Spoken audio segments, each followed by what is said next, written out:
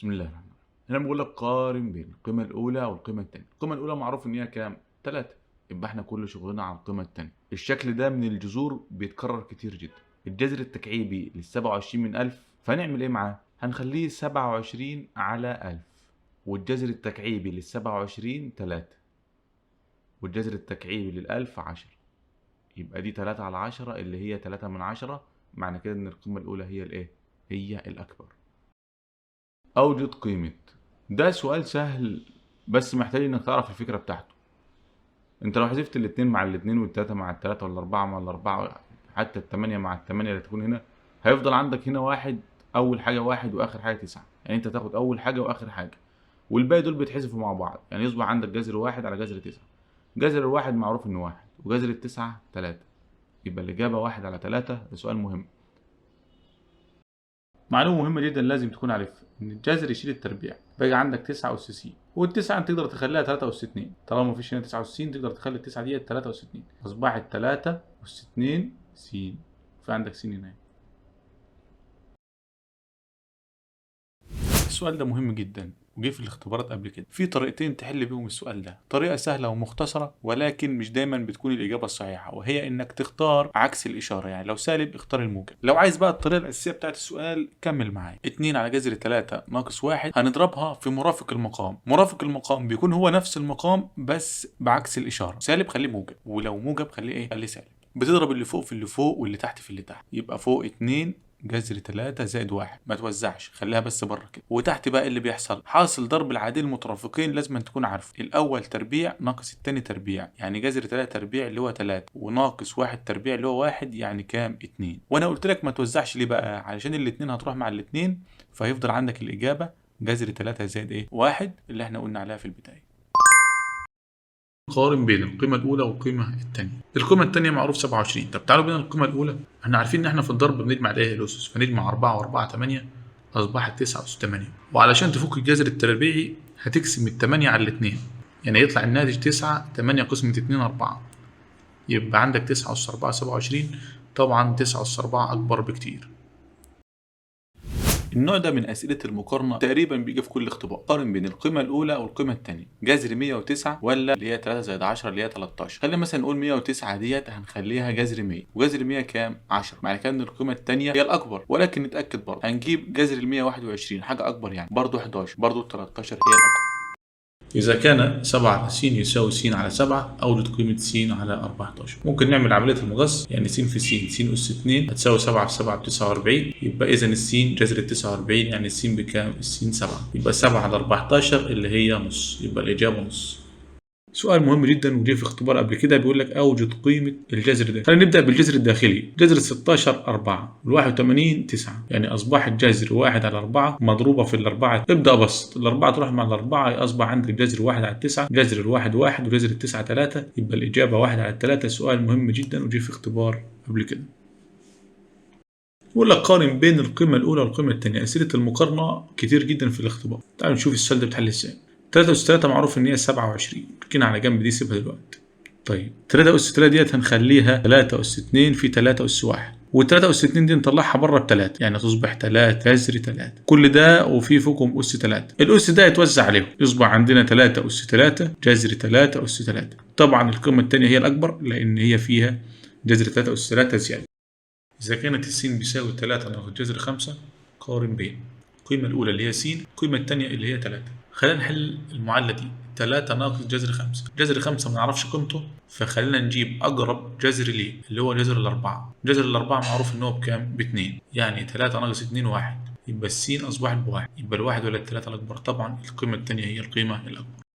سؤال مهم جدا وجه في اختبار قبل كده، بيقول لك اوجد قيمه المقدار. انا ممكن اضربهم كلهم في بعض اهو تحت جذر واحد. ال2 في 6 ب 12، ال12 في 12 144، كل ده اس 2. انا عايز اقول لك ان الاس 2 ممكن يشيل لك الجذر عشان ده جذر تربيع وده تربيع، يفضل عندك كام؟ ال 144. سؤال مهم جدا بيقول لك اوجد قيمه جذر 1 على 9 من 100 في 9. خلينا نفك دي الاول كده، نخليها 1 قسمه 9 على 100، وننزل دي مضروبه في 9. معروف في الكسور ان احنا بنحول القسمة لضرب، يبقى 1 ضرب 100 على 9 مضروب برضو في التسعة دي. كل ده لسه احنا ما فكناش الجذر. بإمكانك تشيل التسعة مع التسعة. الواحد في 100 ب100، الجذر المية كام؟ 10، يبقى الإجابة 10. أوجد قيمة جذر 20 زائد جذر 5. جذر 5 هنسيبها زي ما هي محترمة كده، مش هنيجي جنبها. تعالى بقى لجذر 20. جذر 20 ديت هنخليها 4 في 5، والأربعة تطلع من تحت الجذر كام؟ ب2، لأن جذر الأربعة 2، هتصبح 2 يفضل عندك جذر 5. وكان عندك جذر 5 كمان، يبقى عندك 2 جذر 5 زود عليها جذر 5 يبقى 3 جذر 5. أوجد قيمة س.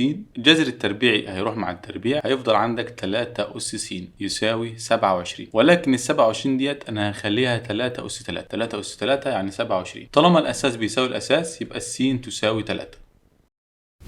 سؤال شكله غريب، فخلوني اغير الشكل بتاعه. هاخد البسط ده كده 5 جذر 3 قسمة 3 جذر 5. شرطة الكسر ديت انا هخليها ضرب، هي يعني المفروض قسمة بس انا هخليها ضرب. وهنا بدل ما اكتب جذر 3 قسمة 5 هخليها جذر 5 قسمة جذر 3، لان انا حولت القسمة لايه؟ لضرب، فلابد تبدل الكسر الثاني. كده انا غيرت شكل السؤال. ابدا احل. هنشيل الجذر 3 من هنا مع جذر 3 من هنا، جذر 5 من هنا مع جذر 5 من هنا. هيفضل عندك فوق في البسط 5 وتحت في المقام 3، يبقى الاجابة 5 على 3.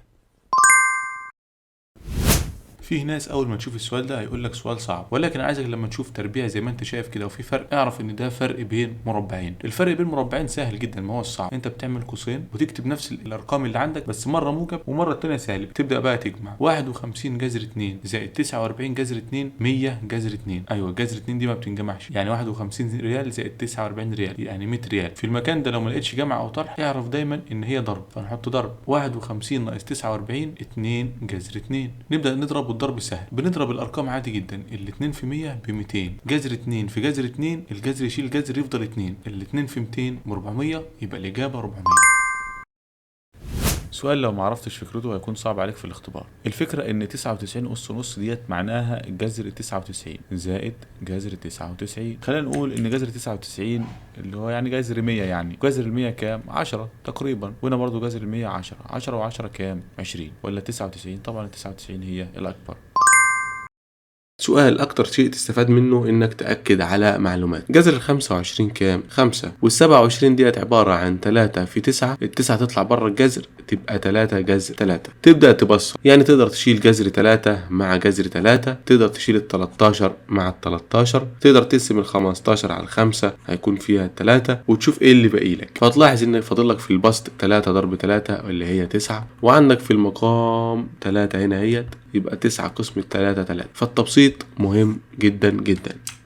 سؤال جذور ومن اهم الاسئله لازم تخلي بالك منه، لان لو معرفتش فكرته هيكون صعب عليك جدا جدا. السر في حل السؤال ده انك هتروح لاصغر جذر فيهم وهو جذر 2، وتحاول تخلي باقي الجذور كلها جذر 2 زيه. يعني مثلا عندك ده الاول ده اللي هو 4 جذر 18، هتشوف جذر 18 ده كام في كام؟ 2 في 9. ال9 تطلع بره 3 يعني 3 جذر 2. ال3 جذر 2 ديت هتنضرب في الأربعة، يعني كده الأول ده أصبح 12 جذر 2. أنا ضربت ال3 في 4. بعد كده جذر 8 ده نحاول نتصرف معاه، فتلاقي إن جذر 8 ده عبارة عن 2 في 4. الأربعة تطلع بره الجذر ب2 يعني 2 جذر 2، يبقى ناقص 2 جذر 2. والمقام سيبه زي ما هو 5 جذر 2، وابدأ اتعامل معاه بقى بكل سهولة. كده أصبحت كلها جذر 2. 12 ناقص 2 يبقى 10 جذر 2. قسمة 5 جذر 2. جذر 2 هيروح مع جذر 2 يبقى 10 على 5 هيكون فيها ال2، يبقى الإجابة 2. طبعا لو انت حليت بدون ما تفهم السؤال ده هتختار أي إجابة فيها جذر على سن هي الإجابة الصحيحة، ولكن الإجابة موجودة عندك كام؟ 2. هنبدا نفك الجذر اللي في الداخل الاول. هنكتب الواحد على 4 دي زي ما هي كده، وهنا في ضرب. طالما ما لقيتش بينهم جمع ولا طرح اعرف على طول ان هو ضرب. جذر ال 16 كام؟ 4. وجذر ال 81 9. كان عندك كام سنه لما عرفت انك ممكن تشيل الاربعه دي مع الاربعه دي عادي مش هيحصل اي حاجه؟ يفضل عندك جذر 1 على 9. جذر الواحد معروف انه 1، وجذر ال9 معروف انه كام؟ انه 3. يبقى الاجابه 1 على 3.